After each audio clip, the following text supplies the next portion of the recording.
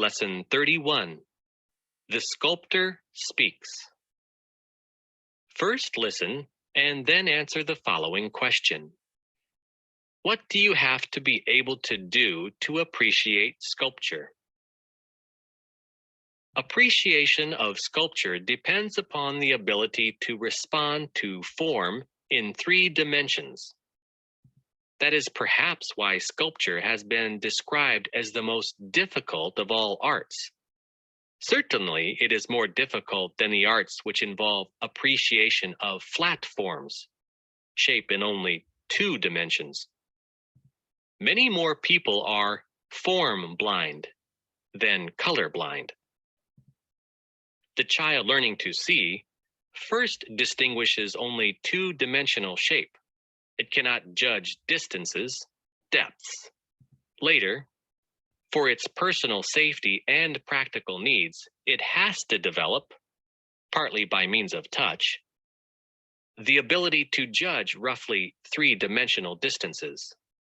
But having satisfied the requirements of practical necessity, most people go no further. Though they may attain considerable accuracy in the perception of flat form, they do not make the further intellectual and emotional effort needed to comprehend form in its full spatial existence. This is what the sculptor must do. He must strive continually to think of and use form in its full spatial completeness. He gets the solid shape, as it were, inside his head. He thinks of it, whatever its size, as if he were holding it completely enclosed in the hollow of his hand. He mentally visualizes a complex form from all round itself. He knows while he looks at one side what the other side is like. He identifies himself with its center of gravity, its mass, its weight. He realizes its volume as the space that the shape displaces in the air. And the sensitive observer of sculpture must also learn to feel shape simply as shape, not as description or reminiscence. He must, for example, perceive an egg as a simple, single, solid shape, quite apart from its significance as food, or from the literary idea that it will become a bird. And so with solids such as a shell, a nut, a plum, a pear, a tadpole, a mushroom, a mountain peak, a kidney, a carrot, a tree trunk, a bird, a bud, a lark, a ladybird, a bulrush, a bone. From these, he can go on to appreciate more complex forms or combinations of several forms. Henry Moore, The Sculptor Speaks, from The Listener. Lesson 32, Galileo Reborn. First listen and then answer the following question. What has modified our traditional view of Galileo in recent times? In his own lifetime, Galileo was the center of violent controversy, but the scientific dust has long since settled, and today we can see even his famous clash with the Inquisition in something like its proper perspective. But in contrast, it is only in modern times that Galileo has become a problem child for historians of science. The old view of Galileo was delightfully uncomplicated. He was, above all, a man who experimented, who despised the prejudices and book learning of the Aristotelians, who put his questions to nature instead of to the ancients, and who drew his conclusions fearlessly. He had been the first to turn a telescope to the sky, and he had seen there evidence enough to overthrow Aristotle and Ptolemy together. He was the man who climbed the Leaning Tower of Pisa and dropped various weights from the top, who rolled balls down inclined planes, and then generalized the results of his many experiments into the famous law of free fall. But a closer study of the evidence, supported by a deeper sense of the period, and particularly by a new consciousness of the philosophical undercurrents in the scientific revolution, has profoundly modified this view of Galileo. Today, although the old Galileo lives on in many popular writings, among historians of science, a new and more sophisticated picture has emerged. At the same time, our sympathy for Galileo's opponents has grown somewhat.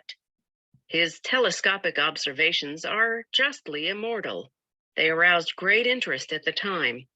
They had important theoretical consequences, and they provided a striking demonstration of the potentialities hidden in instruments and apparatus. But can we blame those who looked and failed to see what Galileo saw, if we remember that to use a telescope at the limit of its powers calls for long experience and intimate familiarity with one's instrument? Was the philosopher who refused to look through Galileo's telescope more culpable than those who alleged that the spiral nebulae observed with Lord Rosse's great telescope in the 1840s were scratches left by the grinder?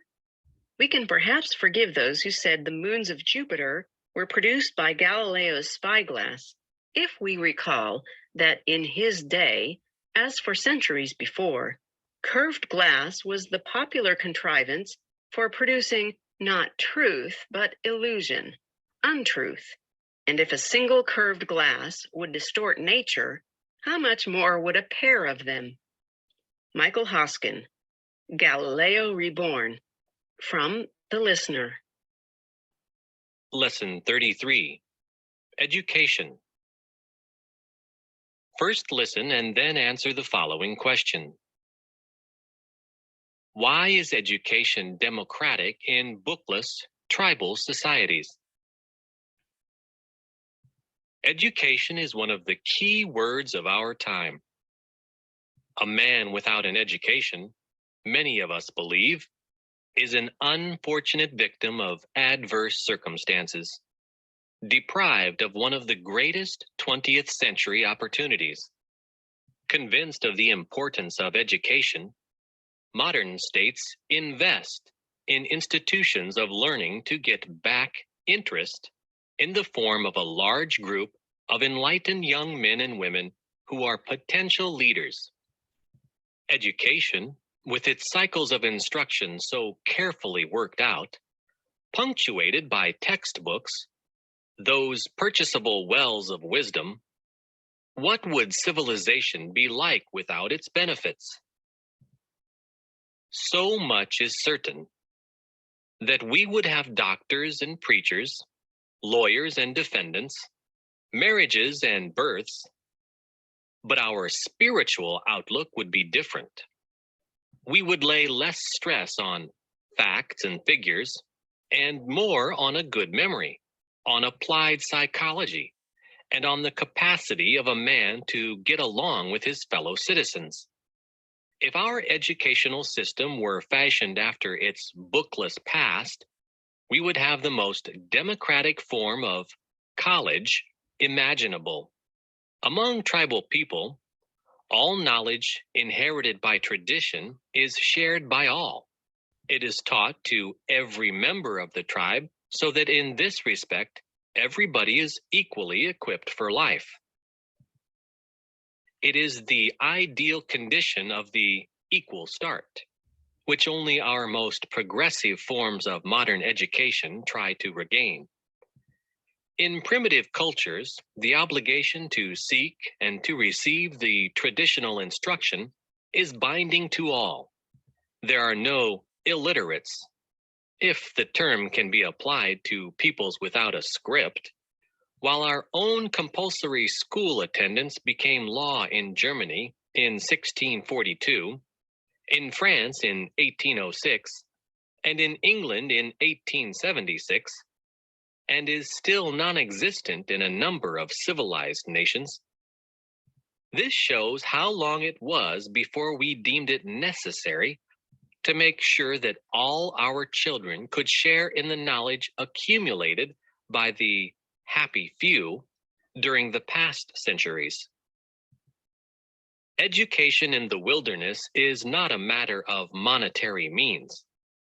All are entitled to an equal start. There is none of the hurry which, in our society, often hampers the full development of a growing personality.